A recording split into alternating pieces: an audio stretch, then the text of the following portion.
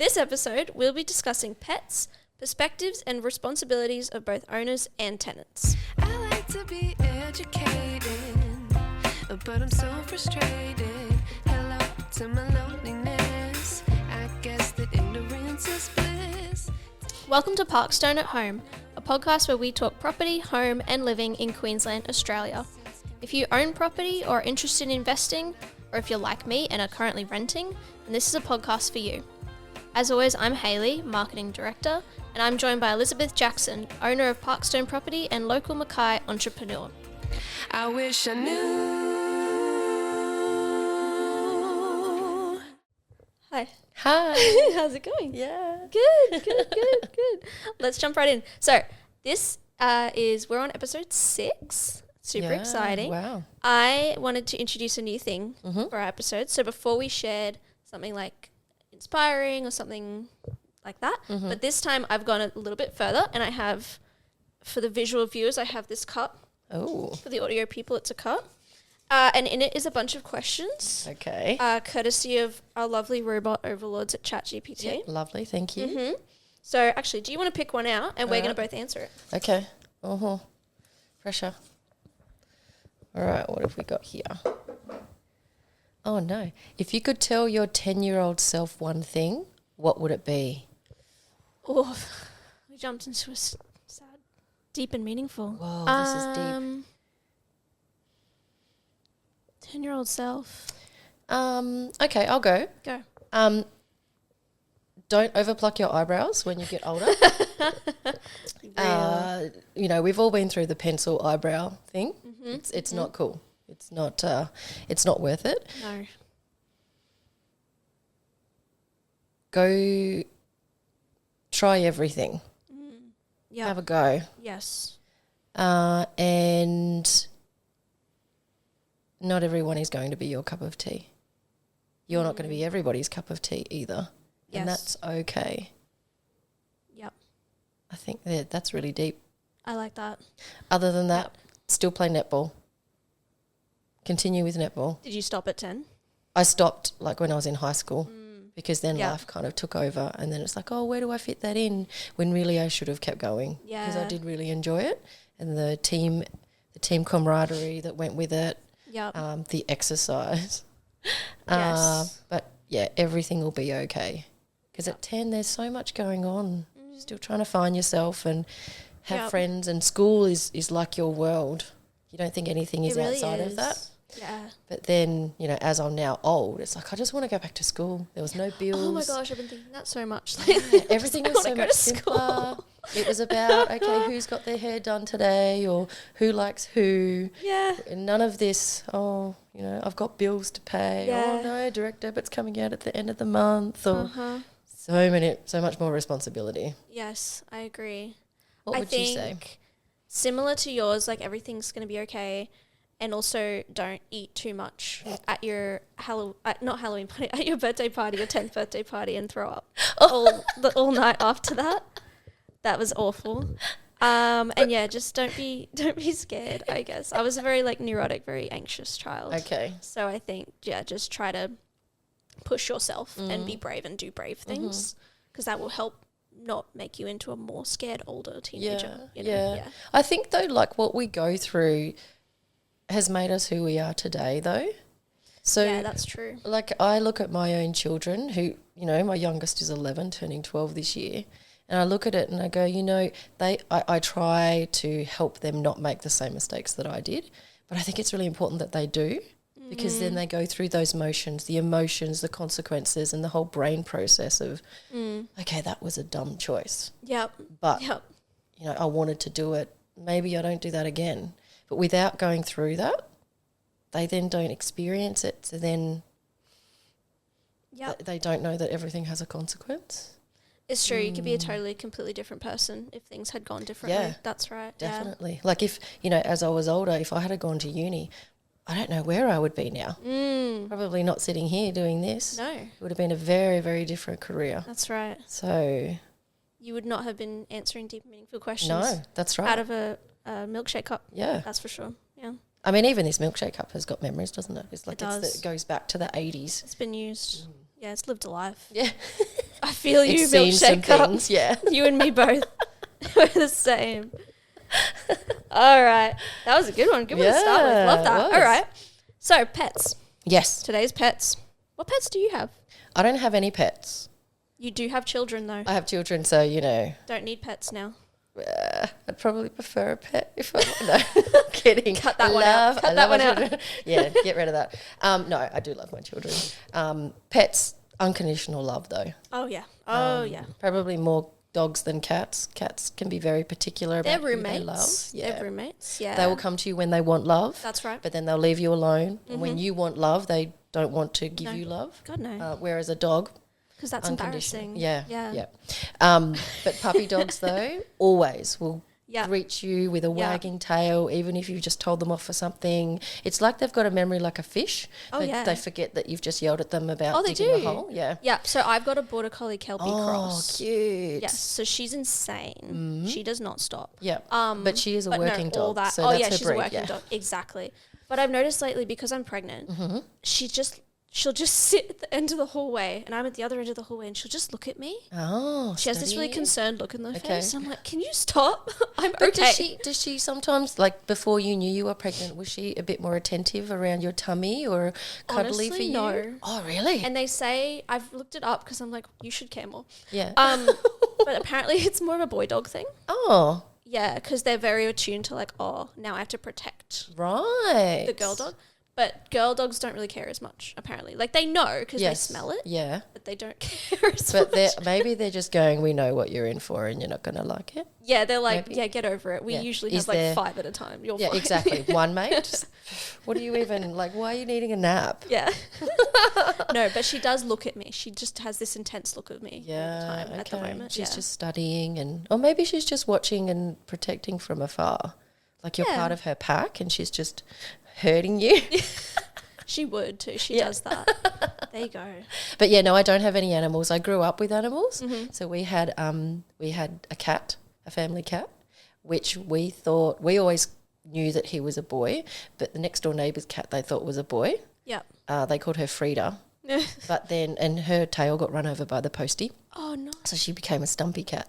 And then she had kittens with our cat. Right. And so it's like, sorry, they named it Fred, but then Fred's not a Right. Fred, Fred's a Frida. And yeah, there was this cute little kitten. Like cats are always cute when they're little. Like anything Yeah. small as a baby is Yeah. cute. And then I had 2 cats whilst I was married, and then no cats anymore. Yeah. They're Done with cats. I got the kids. No, I'm kidding. No more animals. And mainly because I knew that I'd be renting. And two, Yes. it's another mouth for me to feed. It's somebody else to look Yep. after. And I was just concentrating on looking after myself and my Yes. children to set ourselves up again. Exactly. And once I think that happened. people probably should think about those things before they think about getting a pet. Of like, can you actually raise this pet in the most ethical way I for the think pet? Just aside from renting as a topic, just in life in general, Yeah. animals, they're cute, and yes, they're beautiful when they're puppies or kittens or very small as babies, but then they grow.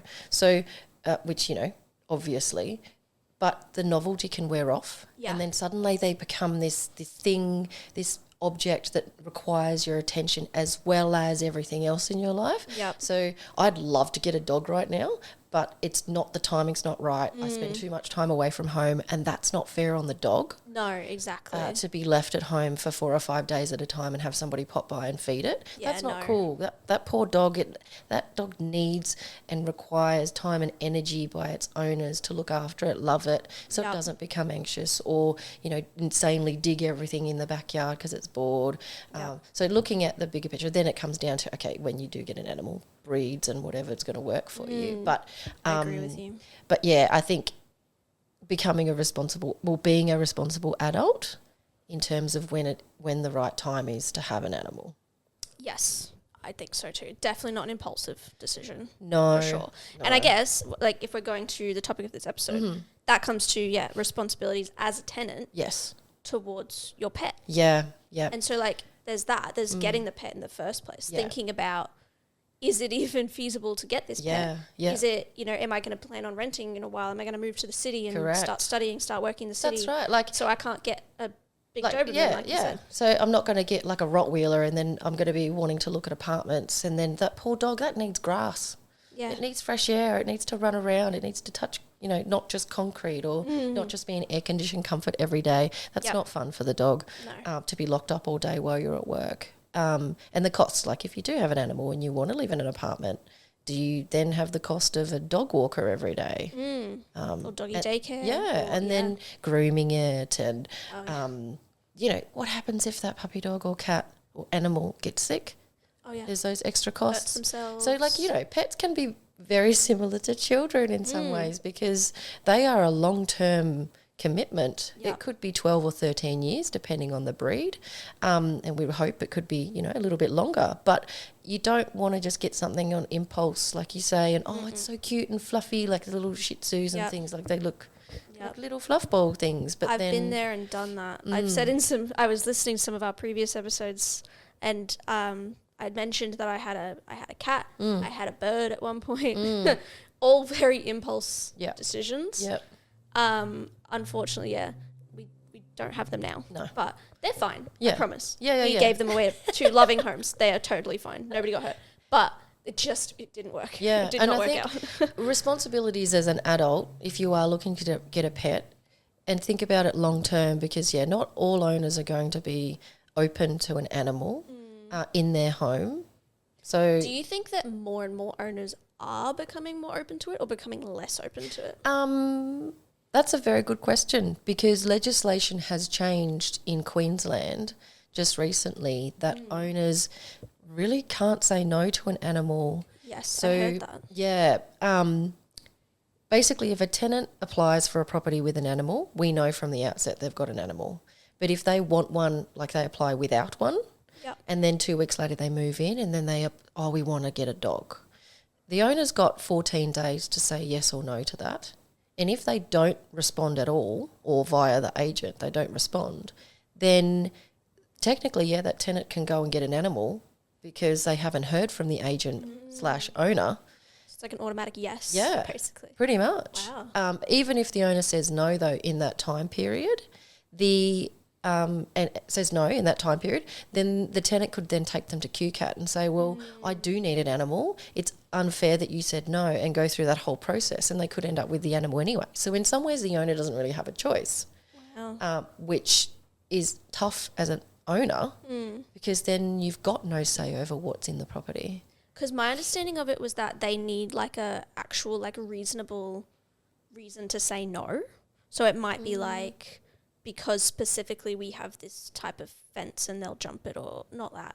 It's about like damage or something. Like that was my understanding. Is that right or wrong? Well, I'm not saying necessarily it's right or wrong. I think it's just some owners don't particularly want animals in the property. They may have had a bad experience of animals in the property previously. Yeah. Cats, unfortunately, if a cat urinates in on carpet, that stains that carpet, and that smell can go through into the cement. Ammonium. Yep. Yeah, and then it's there. Then that concrete, so you've got your carpet layer, then you've got the underlay, then you've got the concrete of the foundation of the property, if it's just a single story. Yep.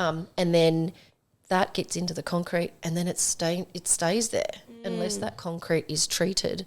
And it becomes a massive expense for an owner or for a tenant if they've got their clauses and they had permission for the cat. Then it's the responsibility of that cat owner to then eradicate that smell. Yeah. But often, those smells may not come through for another couple of months after you've gone, and then that owner's left with that problem, or it becomes a big financial risk for an owner to have an animal in the property. Yeah. Cats are just that ammonia smell. Dogs can do the same thing, but cats predominantly with their urine, it smells really bad. Oh, yeah. And same with like a dog smell inside. Yeah. That can stay in a house, especially if you've got carpet. It just stays in there. Yeah. So my rules with my dog, as in with the real estate. Yeah. She's an outside dog. Yes. She can't go in any of the carpeted rooms. Yep.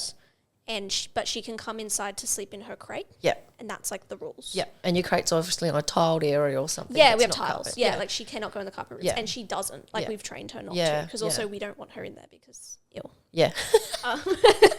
I know some people sleep with their dogs and stuff, but that is a no for me. Look, but having said that, like, and I get that, and that's really great that you've been able to train Yeah, your yeah. dog from get-go with that. But some people who they treat their puppy dogs like their children, and they get pampered and they're looked after better than perhaps children or another adult would. But their homes are immaculate, and these dogs are like pristine. So it's really difficult to know. Lifestyle. Yeah, like from an owner's perspective, there's so many things for them to take into consideration. It's not just your tenancy. It might be then the 3 or 4 subsequent tenancies after you've moved out, that there could potentially still be a roll-on effect from an animal that you've had. So there's so much, for an owner to consider. It's not necessarily what you said about the issues with the animal. It's and having a reason. Some owners just flat out no. Because Oh, and they're allowed to do that? yes. Oh, okay. See, I didn't We understand don't whether or not have that to was give allowed. a reason necessarily. Yeah. Whilst it does help when we give the no, if you have a reason, it helps lower the severity of that no. Reaction. Yeah. Yeah. It's just no, the owner said no. No if, no buts. There's no reason, just no. But I guess then they can still take them to QCAT if they really wanted if to. they really wanted to. And they might become over. But I what's think your also reason? too, you look at like we said before about having a Rottweiler or a Doberman in an apartment complex or a high story, multi-story apartment complex, for example. Think about that dog. Yeah. That dog's not going to like being inside all the time. It's going to look at the window like, oh my gosh, there's grass. Yeah. I don't know. Would they even comprehend that that's grass? Honestly, I think they would. Yeah. Yeah. Just like, oh, that's outside and I want to get outside. Oh, there's another dog. I want to go play with that dog. Yeah. And, you know, you got to think about, dogs, animals are an accessory, but they become part of your family.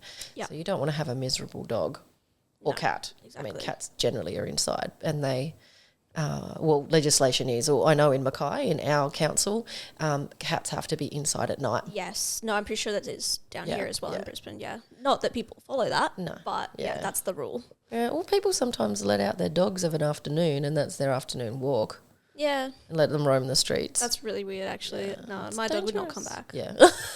I have a weird question, actually, because we'll get into this, but obviously when you want to have a pet in the property, you put in an application for it. It's not just you bring it in. Yep. If you got like a fish, like a lizard in a Yep. tank, Yep. you put in a pet Yeah. application for that too. Still. Yeah. Yeah. You've got, look, if it's something that's contained, like Yeah. a fish or a lizard or a snake, I really don't like snakes.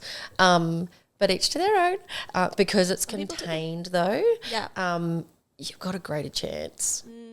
A bird in a cage is a little bit easier to get an okay because they're confined to inside or in a cage. Yep. We also put in there if there's any lice or anything from the bird in the property, that's their responsibility to fumigate for. Because you always have to do a pest spray and stuff after when you leave. Yeah, during and after. So if we go do a routine inspection and we get covered in fleas, that's obviously come from your animal. That's awful. So, I mean, look, there is a whole life cycle of a flea. There's a Yeah. whole science behind it. Yeah. But it is part of a lease that it's your responsibility during and at the end of the tenancy to fumigate that property inside and out for fleas and ticks. I think that's just fair. as a safety as well, precaution. Yeah. But in terms of lizards and fish, an owner's really not going to say no to that because it's contained. If something Yeah, happened to surely. that fish tank or that tank itself or a snake got out, that becomes your problem as a tenant, not Yeah. an owner's responsibility. And if there's any ongoing costs from that, and I mean, those kind of animals aren't going to cause damage to the property either. Yeah. Well, Well, not likely, unless you're like me and you let the bird out and it climbs on the Well- window screens Oh, the and screens, puts the holes in it. yeah. Well, life lesson there, isn't there? Don't let the birds out of the cage. God, yeah. But and like get cats too, like they can climb on curtains if there's heavy drapes. They True, pull on the yes. carpet pile. They cause so much damage. A dog and a cat will, and even like a rabbit or a guinea pig, they can cause damage as well. So anything that's like that, it's possibly, you know, there's a lot more to take into consideration damage-wise Yep. than a fish or a snake or a Yep. lizard, because they're pretty docile creatures. Yeah. And they'll probably run away from you more than Yeah. actually try and attack you, whereas, Yeah. You always need that application. So Yeah. yeah. So let's say we've got a pet. We're applying with a pet. Mm-hmm. What's your recommendation for making your application most likely to be approved? Yep. And or like Make what's it a the bit more process? attractive Yeah, for the yeah. owner. What's I the go? suppose if you have rented with that animal before, on your reference, which you can't dictate what another agency is going to put on your reference when you're requesting it, but if we can see that you've rented for 4 years with that animal, we can then safely say, okay, and you've had routine inspections during that time and there's been no issues, cool, that animal. And I mean, if you've got an animal that's 11-year-old, a dog or a cat, Yeah. they're going to be pretty chill and sleep a lot of the time. Yeah.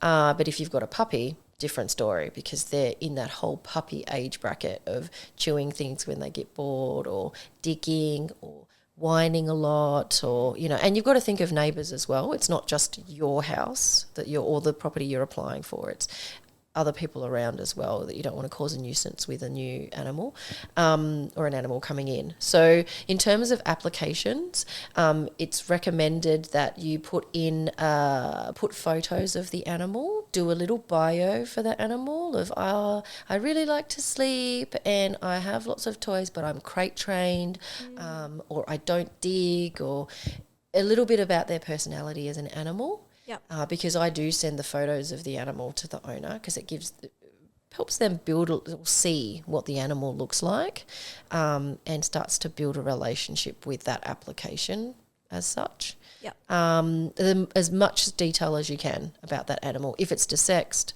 if it is vaccinated, Registered with the council. registered with Yep. council, if it's up to date with its vaccinations, if you've got a regular vet that you take it to. If you don't have some of that information, you may not know it off by heart, or you might not have access to it when you apply, but it can also come across as you may not be the most responsible pet owner. Yeah, you haven't really thought it through. Yeah. Yeah. So it's no different. Like, that animal has, if it's registered, then if anything happens with that animal, people can find you as the owner, and we then know that you're paying, it might be $60 or $120, I don't know what it is, to register your animal, but it shows that you're taking steps to protect that animal as well if Yep. something does happen. As much information as possible, just like when we talked about in the past about your application for yourself or for those that are living for you. The more information you can give, the Yeah. better. Yep. Putting that effort in, Yes, applying intentionally, definitely. all that sort of Yeah. stuff. Yeah. Yeah. And I suppose, was there any other tenant responsibilities, or should we move on to maybe like what the owner's responsibilities are? So in terms of tenant responsibility with pets, if you do have approval for a pet, when a real estate is coming and doing a routine inspection, or you've got tradies coming, make sure your animal is secure. If you know that your puppy dog hates men, Yep. most often than not, tradies, your plumber or electrician that's going to be visiting who may need to walk around the yard, prepare your animal for that. So make sure that they are either having a day away from the house Yep. to allow access, or it's in a crate, or your home to be able to hold on to your puppy dog or animal, so that our tradespeople don't get attacked. They won't ever enter a yard if there is a dog in there, regardless whether they are the nicest dog ever. Yep. Or you'd say, oh, no, the dog will be fine, it won't attack you. Dog's a dog. Know. Yeah. They have natural instinct, and if Yeah. they are unsure or they feel threatened, they will attack. So at the end of the day, they are an animal. So Yes. they've got natural instincts. So definitely just be a responsible owner of your animals. Yep. In terms of leases and whatnot, in the general tenancy agreement, it does talk about pets and what your responsibilities are. Some real estates will add in an expansion on those clauses, giving a little bit more detail. But that's each to their own, what they do there. But it is stated in the general tenancy of what your responsibilities are as a tenant. Yeah. So read it. Yeah, Make sure you definitely do read it. Yeah. It's a legally binding document, guys, so you got to read it Read because you're those signing your life away for the next 12 months or 6 Yeah. months. And if you say, oh, I didn't know that, it's like, well, we've given you everything to read. Yes. It's up to you to read it. I can't read it to you word for word because you No. may not retain it anyway. Exactly. But yeah, read it before Yeah. you sign it. And before you get an animal, think about all the consequences potentially of that animal, all the costs. That's Be a right. responsible pet owner. Right. So owner responsibilities. In terms of pets in the house, your investment property, there's not a lot. Because if that applicant or that tenant wants to have an animal, fences, if there's no fences when they moved in and then they want an animal, it's not your responsibility to put up fences to house that animal. It then becomes responsibility of the tenant because they want the animal. They have to make sure that area is suffice for that animal. Yeah. There's really no responsibilities as an owner for pet apart from saying yes or no. Yeah. Insurance wise, you may need to check your policy for what that covers in terms of damage. So it more comes back to it comes back more to the landlord's insurance because dog and any pet damage may fall under malicious damage. Whilst it might be accidental, it's still damage incurred on the property that. I think there might be a clause for accidental damage as well. So just double checking because it may, if the tenant moves out and there is damage on the property, does it fall under general wear and tear or does it fall, or general repairs, or does it fall under accidental damage or does it fall under malicious? So it's just understanding what your policy covers in your landlord's insurance and your building. Not so much on your contents because your contents only covers your floor coverings, window furnishings, that kind of thing. And the tenant should have their own contents insurance too. It's a whole other conversation. Yes, we will have an episode on that. But in terms of ownership or owners with tenants in their property, there's not a lot they have to do. Right. It's just a yay or nay. And we, as an agent, make sure that those tenants are looking after the property and that the animal is not causing damage. Yep. Just checking in on that. Yeah. Yeah. Fantastic. Short and sweet. I like it. Yeah. But no, we'll talk more on in like what you mentioned about tenants having insurance to cover their pets as well and to cover damage caused by their pets. Yeah. We'll definitely do an episode about insurance, I think, and I think mention that in there as well because that's really important stuff to have. Yeah. But otherwise, that brings us to the end. So well, one thing I just wanted to say in terms of tenants with when they're vacating or during their tenancy, if their animal does damage something, it is their responsibility to rectify that and make that like it was prior to having that animal. Yeah. So if you move into a house with an animal and carpets are all fine, there's no pulling in the pile, it's all brand new carpet, for example. If you vacate and there is differences or there's staining, animal stains on the carpet and the carpet cleaning won't bring that out, there will be a compensation claim on you and it could be anywhere from a percentage of that room, depending what the stain is, or if the stain is massive, it might warrant the whole room to be replaced. That unfortunately is your responsibility to rectify or pay for. Because you've brought that animal into the house. It was not like that when you moved in. It was, and it's there when you move out. That's part of owning an animal. You are responsible for its actions. If that animal was inside, clearly it was, and you can't tell me, oh no, the animal's never inside. Well, who made that stain? I mean, I have so many questions if that's not an animal stain. But it is, unfortunately, it comes under the tenant's umbrella to sort that out. Don't argue the fact, because if you get to QCAT, civil administrator, the magistrate or the judge is going to look at it and go, well, hey, you had an animal, there's a stain there. It's an animal or it's a pet stain. A carpet cleaner has actually said it's a pet stain. You guys have to pay that. So you could put yourself through a whole lot of pain for no reason to try and get out of something because you don't want to take responsibility because you had your animal inside and it's made a mess. Be a responsible pet owner and accept responsibility. Yes, it's probably going to be expensive, but you've got to look at the bigger picture. Pets are expensive. They are. And they don't know that they're doing the wrong thing or weeing on the carpet. They don't know that it's carpet or I'm inside. So it's not just, okay, I'm going to get an animal, it's going to be cute and fluffy and I'm going to love it to pieces. There is the responsibility that any actions any actions that animal takes, that's your consequence to deal with. Yeah. And I think it's really important because I've had situations where tenants have claimed black and blue, no, my animal didn't do that. It wouldn't do that. It doesn't do that. It's like, it's not in its nature. Yeah, but it's He would clearly never. We a talked pet about stain, yeah.